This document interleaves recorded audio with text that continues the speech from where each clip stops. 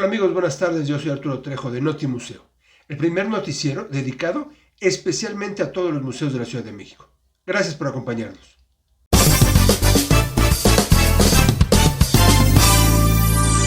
Como cada viernes les doy la más cordial bienvenida, que en punto de las 6 de la tarde comenzamos con Notimuseo. Y hoy, pues bueno, tenemos dos museos más para visitar, para que ustedes los conozcan y también vayan y vean todo lo que van a exponer ahora en septiembre. Tenemos un primer museo que es el Museo de San Carlos, que bueno, cuenta con un edificio totalmente hermoso, de verdad. Van a ver la maravilla de museo, pero también la exposición que es acerca pues de los grandes paisajistas, no tan solo de México, sino a nivel internacional. La directora nos platica un poquito acerca de esta exposición, que lo hacen con el acervo del Museo de San Carlos, pero también con el de Sura. Y es la misma pues restauradora quien nos platica un poco también de la colección que hay en Sura. Y después nos vamos a ir al Museo Memoria y Tolerancia, que está ubicado en el centro histórico, frente a la Alameda Central, ahí en Avenida Hidalgo, para que también lo conozcamos. De verdad que es un museo muy, muy bonito, muy interesante. Confieso que es la primera vez que yo lo visito, pero me encantó y ahora los invito yo a ustedes para que vayan a conocerlo, para que vayan a visitarlo. Ahí están los días, los horarios, el costo. También nos platicaron un poquito acerca de este museo Memoria y Tolerancia. Yo los dejo con estas dos cápsulas y después regresamos para despedir el programa. Pero de verdad, asistan a los museos, que son maravillosos. Gracias a la MAM por estar aquí en este Notimuseo, y ellos nos permiten la entrada a todos los recintos culturales que hemos asistido, que hemos estado ahí presentes. Muchísimas gracias. Y ya les estaremos avisando del próximo programa, que será una gran sorpresa. Yo los dejo, y yo soy Arturo Trejo, esto es Notimuseo, y nos vemos en un ratito.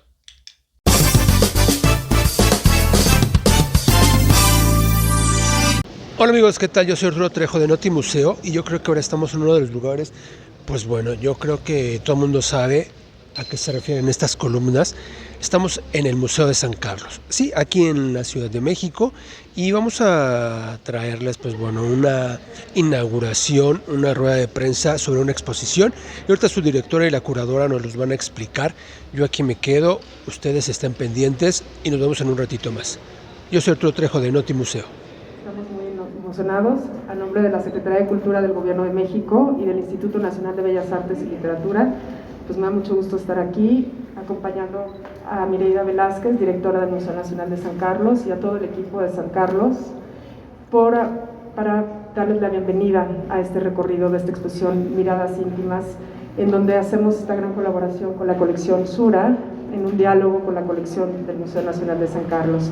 Entonces solo les quería dar la bienvenida y les cederé la palabra a Mireida Velázquez. Pues muchas gracias a todos por acompañarnos esta tarde. Muchas gracias a Mariana Munguía, Coordinadora Nacional de Artes Visuales del IMBAL. También a Silvia Márquez, curadora de la colección Sura México, y a Cianya Ortega, que es curadora del Museo Nacional de San Carlos y es quien llevó este proyecto de colaboración entre el museo y la colección Sura México, que es una de las colecciones más importantes de arte mexicano en nuestro país, de arte moderno del siglo XIX, siglo XX, y para nosotros significaba una oportunidad muy importante poder colaborar con ellos, porque, como ustedes saben, las colecciones privadas pocas veces tenemos esa oportunidad de conocerlas en conjunto, y en este caso el eje del paisaje era fundamental. Es uno de los digamos, núcleos más importantes de este acervo, y poder poner en diálogo el acervo de Sura con el del Museo Nacional de San Carlos para construir un poco la historia del género de la pintura de paisaje en nuestro país era una gran oportunidad. De ahí la colaboración entre ambas instituciones.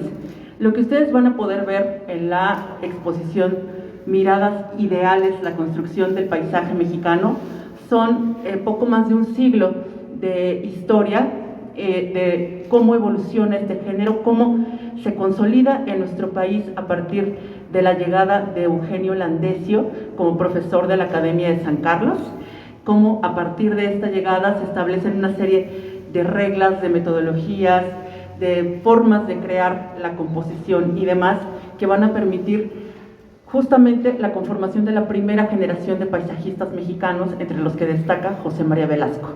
Entonces, así es importante la presencia de Landesio en México. Y a partir de ahí vamos a ver cómo este género se convierte en uno de los más importantes, sobre todo para la construcción de la identidad mexicana durante los años de la posrevolución. A lo largo de la exposición ustedes van a poder ver a los nombres más importantes del arte mexicano, como son José María Velasco, Gerardo Murillo Doctoratl, Fermín Revueltas, Gedovius, Clausel y demás artistas que son justo los maestros de este género.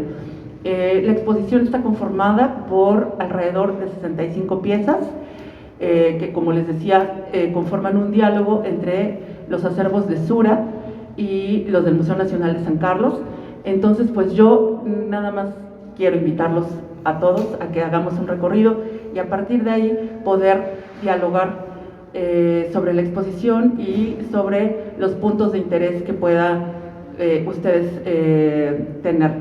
También algo importante, la exposición está dividida en 8 núcleos, van de temáticos más que cronológicos y para nosotros el punto de arranque, digamos que es la llegada de los artistas viajeros a nuestro país en el siglo XIX y a partir de ahí la evolución del género pictórico. Entonces, pues nada más reiterarles mi agradecimiento por acompañarnos esta tarde e invitarlos a que pasen al recorrido. Muchas gracias. Bien, amigos, ya estamos aquí con Mireida, que es la directora del Museo de San Carlos. ¿Cómo estás, Mireida? Buenos días. Muy bien, muchas gracias por acompañarnos. Gracias a usted por invitarnos y porque vamos a ver pues esta nueva exposición, ¿verdad? Exacto, es Miradas Ideales, la construcción del paisaje mexicano, que abarca justamente 130 años de historia del género y de la evolución de la historia del arte mexicano. Que es un poco en conjunto con el acervo del museo y con el de Sura. Exactamente, creo que eso es lo más importante, que esta exposición ofrece un diálogo entre el acervo de paisaje del Museo Nacional de San Carlos y de la colección Sura México, que es una de las mejores colecciones de arte mexicano de los siglos XIX y XX.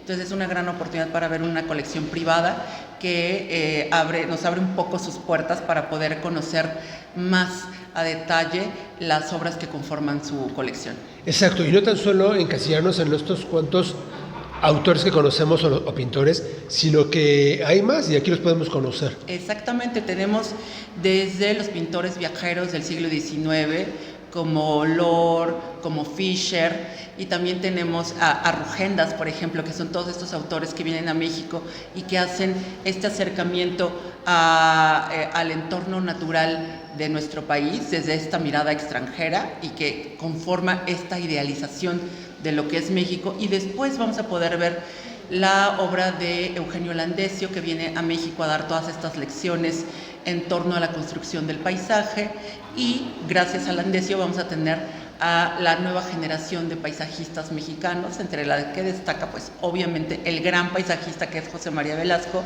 y posteriormente vamos a tener nombres como Gerardo Murillo Doctoratl, que es otro de los grandes nombres de este género, Rufino Tamayo, Fermín Revueltas, Germán Gedovius, Joaquín Clausel, que es otro gran nombre dentro del paisaje. Entonces vamos a ver cómo evoluciona este género, cómo se consolida como uno de los grandes géneros para nuestro país, y también cómo se va construyendo esta mirada ideal y de conformación de una identidad nacional a partir del paisaje. Recién, bueno, también como un dato para nuestros amigos y concatenando un poquito la historia de la cultura, el maestro José María Velasco, bueno, cuando aquí era director de la Academia de San Carlos, el arquitecto Antonio Rivas Mercado, ¿no? Que su casa estaba por aquí, muy cerca, en la colonia Guerrero, cruzando nada más la calle. José María Velasco iba a visitarlo y era muy asiduo a la casa del Exacto. arquitecto. Y no nada más era muy asiduo, sino José María Velasco fue de los grandes intelectuales, o sea, intelectual en el sentido de él utiliza la pintura desde una mirada científica en muchas de sus obras y también va ayudando a conformar esta idea de lo que es México. Ajá, o sea, todavía no existe este sentido, somos un país con pocos años de independencia. Y cuando José María Velasco comienza a trabajar, justamente va a tomar estos puntos del país, no sé, como la Catedral de Oaxaca o la Cañada de Metlac, que se van a convertir en icónicos en nuestro imaginario social, ¿no? Claro, claro. Y también las pinturas características del paisaje, por ejemplo, de un Gerardo Murillo, ¿no? Del doctor Atl. Exactamente. Yo creo que Gerardo Murillo y Velasco tienen en común esta mirada científica. El doctor Atl, al igual que Velasco, van a hacer expediciones, van a los volcanes a recorrerlos. Gracias a, por ejemplo, a doctor Atl conocemos el Pedregal de San Ángel y claro, gracias también a él se fracciona esos terrenos, pero él está muy interesado en las características naturales, en la geología, en cuando nace este volcán Paricutín, también registrarlo de poco a poco, paso a paso, concienzudamente esta evolución. Entonces, también tenemos esa mirada que va entre la identidad y también entre la mirada científica, ¿no? Claro. Y aquí, ¿a partir de cuándo va a estar la exposición y qué días? Pues va a estar abierta al público. Hoy es la inauguración 23 de agosto, mañana la podrán visitar y va a estar abierta de martes a domingo en un horario de 10 a 18 horas. Con la entrada del acceso al museo. Exactamente. Entonces acuérdense que la entrada es gratis para estudiantes con su credencial, para gente con su credencial de INSEN y demás. Aquí el museo está abierto para todos. Y aparte, bueno, que es un edificio, pero de los más bonitos que hay en México. Yo creo que es uno de los edificios que resume bien este paso entre el barroco y el neoclásico. Es una obra de Manuel Tolsá. Entonces, cuando estén un poco estresados, cansados de todo este movimiento de la ciudad, vénganse a San Carlos. Nuestro patio es uno de los únicos patios ovales en América Latina y lo van a disfrutar mucho. Aquí se van a desestresar y van a poder estar en contacto con obras maravillosas de arte. Claro que sí. Vamos a dar un paseo, un recorrido ahí Claro rápido que sí. para que la gente nada más le demos esa inquietud de que tiene que venir a verlo, a presenciarlo. Claro que sí, claro. Gracias. No, gracias. Y nosotros a ustedes. seguimos.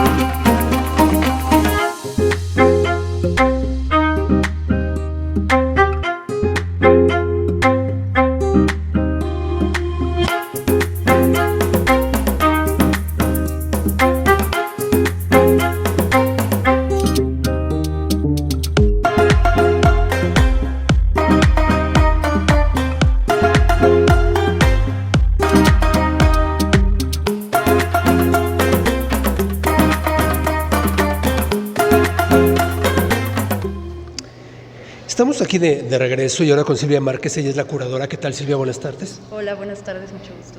Y ella, pues bueno, es esta parte de Sura, ¿verdad? Así es, la exposición es un diálogo en torno a la pintura de paisaje a través del acervo de colección Sura con 39 piezas y el acervo del Museo Nacional de San Carlos con 21 obras. La curaduría la realizó Cianya Ortega, del equipo del Museo Nacional de San Carlos, con el apoyo obviamente de la colección Sura. Exacto.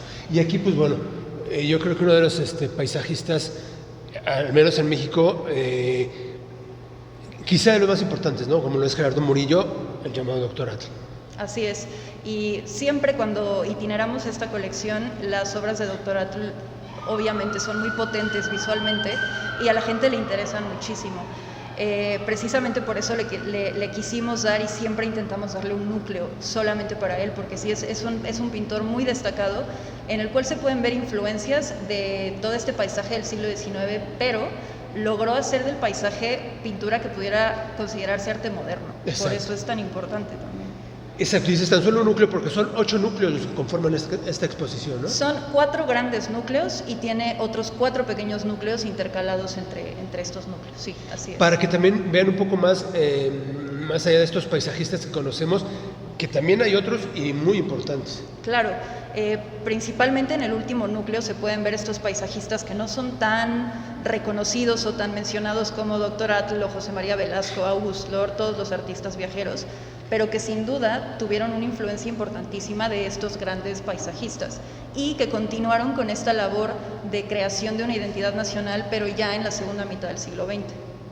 Claro, y que esta es tan solo una muestra, bueno, que aquí la podrán ver en el Museo de San Carlos, pero en la parte de cultura de Sura, pues hay todavía mucho más, ¿no? Sí, tenemos alrededor de 300 piezas en total.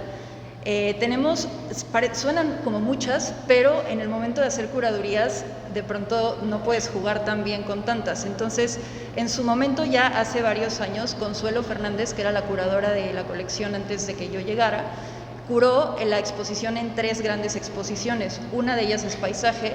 Tenemos otra que está actualmente en exhibición en el Museo Conde Rull de Guanajuato, que es la abstracción en México, que esa termina ya en poquito menos de un mes, en la el 4 Casa de Rull. septiembre, en el Conde Rull, exacto, en la ciudad de Guanajuato. Ajá, Guanajuato. Y tenemos otra exposición que se llama Rostros y Tradiciones de México, que ya tiene también obras maestras, tiene una obra de Frida Kahlo que es primigenia, que no parece ni siquiera Frida Kahlo. Tenemos Diego Rivera, Rodolfo Morales, Rufino Tamayo, en fin, una serie de artistas, que es una exposición, la verdad, también muy completa y llena de obra patrimonial. Claro, que ya también iremos conociendo ahí a Sura y encantados de ir a conocerlos. Claro. Y pues bueno, esta está a partir de hoy, mañana abierta al público. Exacto. ¿Y hasta cuándo? Hasta el domingo 5 de marzo de 2023. Hay tiempo, pero de todos modos no lo dejen todo hasta el final, sino Exacto. que vengan. Aquí, pues yo le comentaba a la directora, uno de los edificios más bonitos e icónicos de esta Ciudad de México, ¿no? Sí, claro. Además, la vocación del Museo Nacional de San Carlos tiene absolutamente todo el sentido con haber traído el paisaje, la exposición del paisaje de Sura a esta institución, ¿no? Es la Academia de San Carlos y el Museo de San Carlos están ligados y fue en donde inició la Escuela Mexicana de Paisaje. Exacto, y también comentaba que el mismo José María Velasco, pues sí caminó por aquí, o sea, él, y de aquí se iba a la casa del arquitecto Rivas Mercado, y Exacto. esto era su lugar. Este era su barrio, casi. Exacto. Aquí se formó, aquí formó también a muchos alumnos, fue maestro de alumnos muy importantes, que a su vez fueron maestros de Gerardo Murillo, Dr. Atl, y en fin, o sea, fue toda una generación de paisajistas que inició en el siglo XIX y que continuó hasta mitades del siglo XX. Exacto, y que van a ver aquí. ¿Cuántas obras son las que están expuestas? Tenemos alrededor de 65 obras, incluyendo obra bibliográfica que se pidió prestada al Instituto de Investigaciones Estéticas.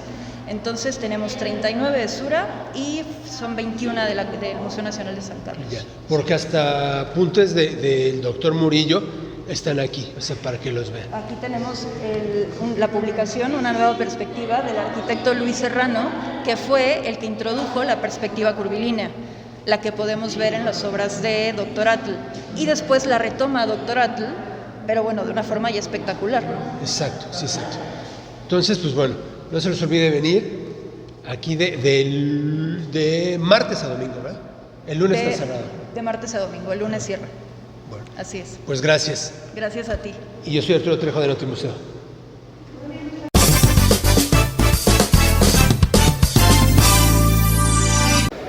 Hola amigos, ¿qué tal? Yo me encuentro aquí ahora en el Museo de Memoria y Tolerancia, pues enfrentito de la Alameda Central, y vamos a ver qué exposiciones hay, cómo llegar, cuál es el costo, qué días está abierto. Nos los van a platicar en un ratito. Vamos a dar un pequeño recorrido para que vengan a este museo que es el de Memoria y Tolerancia. De verdad es que les va a encantar. El edificio es muy bonito.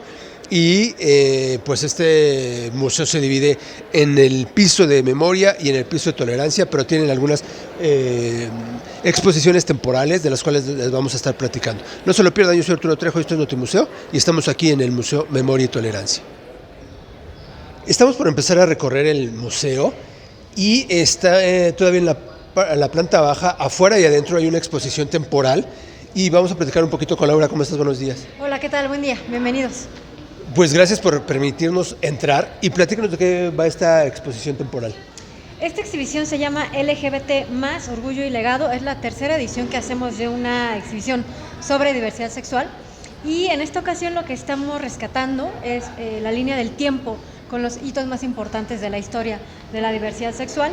En ese sentido, resaltando a figuras ya muy conocidas como Safo, por ejemplo, García Lorca, y otras no tan conocidas como Magnus Hirschfeld, que antes del ascenso del partido nazi realiza un comité científico humanitario para poder encontrar las bases científicas de la diversidad sexual y que no fuera penalizada.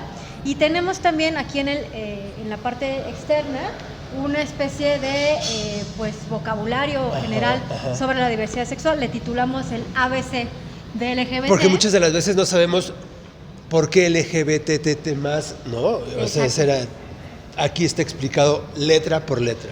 Exactamente, y hablamos también de algunos otros temas como la identidad de género, la expresión de género, que de la misma forma son conceptos que se usan mucho ya actualmente, pero en ocasiones no sabemos a qué se refieren y queremos explicarlo de una forma sencilla para todo el público.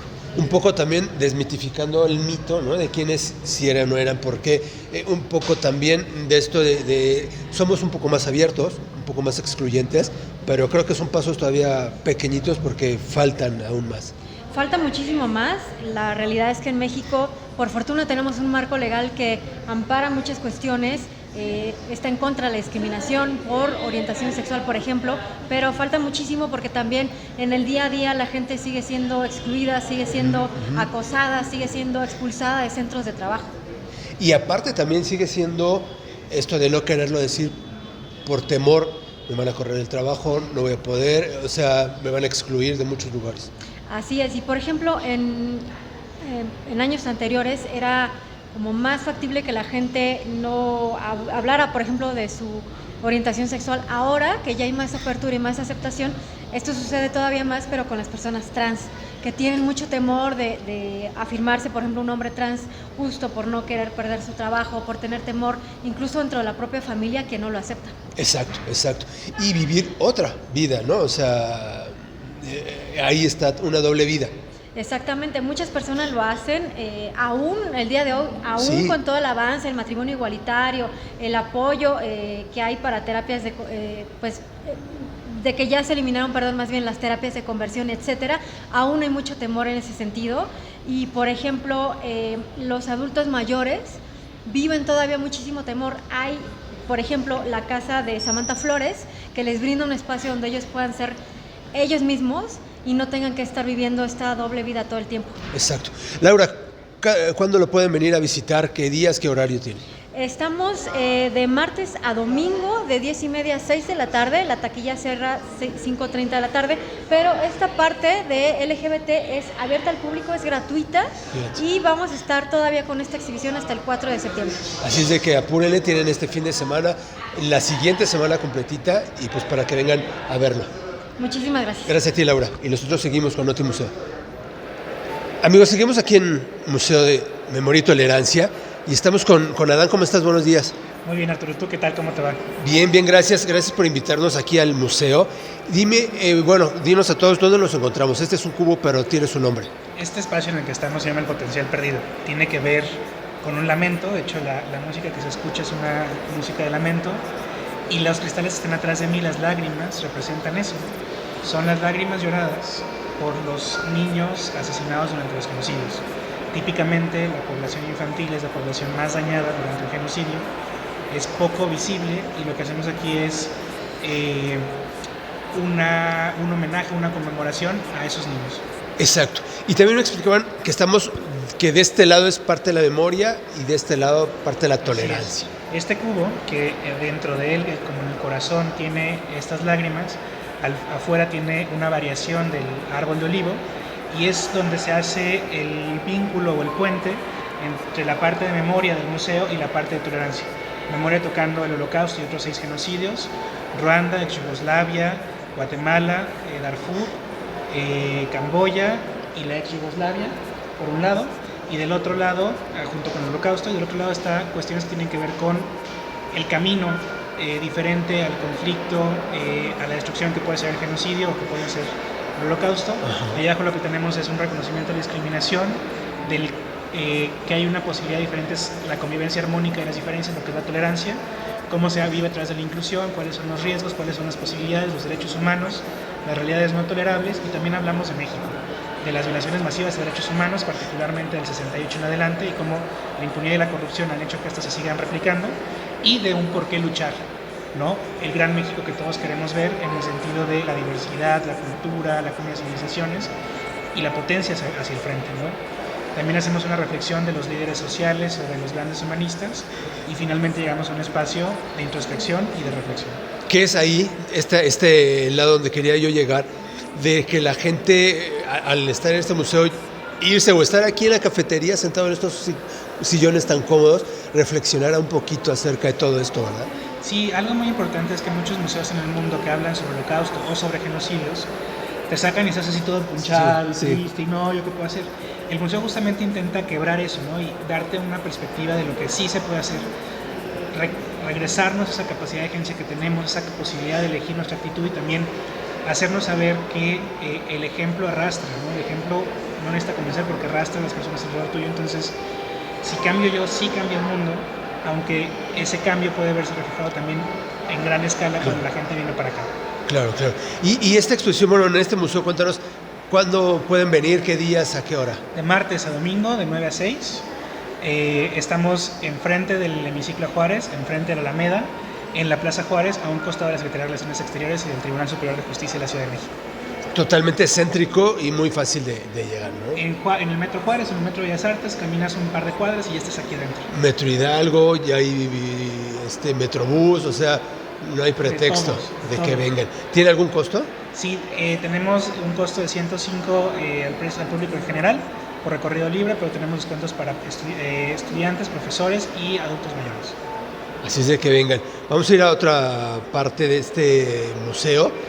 Yo creo que ¿cuál es el área que más te gusta, que más te hace pensar o que quieres dar a conocer? Mira, a mí me encanta este espacio, por lo que representa, es el corazón del museo, como te digo. Me gusta mucho, pero es muy complicado en términos de sensaciones y sentimientos para mí. El vagón es un vagón original que trajimos de Polonia, donde transportaban a la población judía en un intento de deshumanización hacia los campos de concentración. Y me encanta también el área de reflexión. Pues allá vamos, muy bien. ¿Parece? Y nosotros continuamos aquí en otro museo. Estamos en esta parte pues bueno, así de las favoritas, pero un poco no porque sea gustoso, ¿no? Sino muy reflexivo, de Adán. Digamos, si quieres, de las más visibles o de las más relevantes para el museo es esta pieza. ¿Por qué? Porque lo que hacía es que nos marcaba una diferenciación y una distinción que violentaba a las personas judías, a la población judía y los otros grupos vulnerados. Y en esta discriminación lo que intentaban hacer, o a lo que intentaban llegar, era deshumanizarlas, ¿no? Entonces, por eso es un vagón de ganado. No es un vagón de pasajeros, no es un vagón de personas, no es un vagón ni siquiera de mercancías, es un vagón de ganado. Porque en estos vagones lo que intentaban hacer era subir a la población, particularmente a la población judía, que pasaran días, porque los viajes tomaban días, sin agua, sin comida, en condiciones de falta de sanidad. Y entonces lo que hacían era que cuando llegaron a los campos de concentración venían desgastados, venían disminuidos, venían además ya habiendo vivido una violencia por todo esto, y entonces el que les abrieran la puerta, el que los bajaran, el que los llevaran supuestamente a un baño era algo bien visto, ¿no? No te ibas a quejar porque te ibas a bañar, al contrario. Entonces era un mecanismo de destrucción que además estaba inserto dentro de una industrialización. Tú llegabas a un campo de muerte que era una industria de la muerte. Entonces de ahí la relevancia de una pieza como esta. Es una pieza original, viene de Polonia y fue restaurada por el Museo Nacional del Ferrocarril, y todos los años nosotros le damos mantenimiento e intentamos mantenerlo, y lo hacemos en las mejores condiciones posibles. Y además la gente puede entrar a través de él. Hay una estructura que no toca el vagón, que pasa por el medio, por arriba, y después baja, y ustedes pueden entrar a ese vagón para ver y sentir, aunque sea una mínima parte de lo que esa población vive. Exacto, y yo creo que tendré, pero por supuesto que mínima parte, porque no va a ser lo mismo. Solo un esbozo, sí. solo un instante de aquello. No se puede comparar, sí, pero es un instante. Exacto. Sí, para tener en cuenta pues lo que ellos vivieron, lo que ellos sufrieron, que esto es tan solo una parte de esta, pues de este mundo en el cual a veces la injusticia impera, ¿no? Así es. En tan solo una época, en un periodo. Pero de ahí a la fecha, o siempre se han venido desatando pues estos episodios. Mira, hay una particularidad o una univocidad y unicidad en el Holocausto. Es la intención de destrucción total o parcial del pueblo judío. Lo que el régimen nazi intentaba hacer era darle una solución final, es decir, una terminación a la población judía en Europa. Entonces fue apropiándose a los territorios y después deshaciéndose de la población, como si no fueran humanos. De hecho, intentaban llamarles infrahumanos. Por eso es único el Holocausto, porque no ha habido en ningún momento, parece ser, de la historia humana reciente, y con eso me refiero a que la historia existe, la intención de destruirlos así para siempre, todo, ¿no? Exacto. Incluso intentaban recuperar objetos, intentaban recuperar cosas como la Torá que tenemos nosotros aquí, para mostrar que habían existido, ¿no? Como si quisieran hablar de ellos en pasado.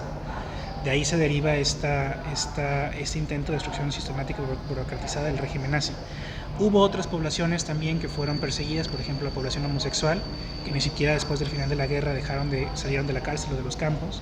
Existe también la población contra el pueblo Sinti y Roma, lo que conocemos como gitanos, contra las personas, contra los testigos de Jehová. Entonces, el abanico de las víctimas es amplio, aunque nunca hubo una población tan vulnerada o tan objetivada como la población judía. Que esto es un poco de lo que se van a llevar visitando aquí el Museo de Memoria y Tolerancia, y para que también se lleven esa reflexión, ¿no? de más que segregar o dividir, apartar siempre unos contra los otros.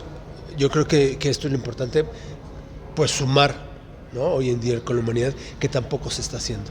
Sí, y además la exhibición del Museo de Memoria y Tolerancia fue la primera en el mundo que no solo habló sobre un genocidio, ¿no? O sea, no solo habló sobre el Holocausto o sobre el genocidio en Guatemala o sobre el genocidio en Ruanda, sino que se abrió también a la incapacidad de los seres humanos de reconocer la promesa que se hace después del Holocausto de que nunca más debería volverse a vivir algo así. Cuando en Ruanda, en Camboya, en muchos lugares se volvió a suceder. Entonces el museo también es un cuestionamiento muy severo y esa promesa de nunca más. ¿Hasta cuándo vamos a seguir permitiendo este tipo de cuestiones? Hoy existen, por ejemplo, y esto no es una opinión del museo sino personal, un genocidio contra los Rohingya, ¿no? Existen crímenes de guerra y crímenes de lesa humanidad contra poblaciones como los kurdos o contra los yazidíes, o sea, hay muchos lugares donde sigue habiendo una sistematización de la destrucción o de la persecución contra poblaciones. Sí, es que les recomendamos este museo, gracias a Dan, ¿no? Y yo creo que sí hay que seguir, pues es que cada sala tiene también mucha historia que contar. Así es. Pues los invito a que vengan, te invito a que termines el recorrido, Arturo. Gracias. Y pues estamos abiertos nuevamente de martes a domingo de 9 a 6 de la tarde. Gracias. Y gracias por vernos, y de verdad que no se lo pierdan. Nosotros continuamos, yo soy Arturo Trejo del Multimuseo y regresamos.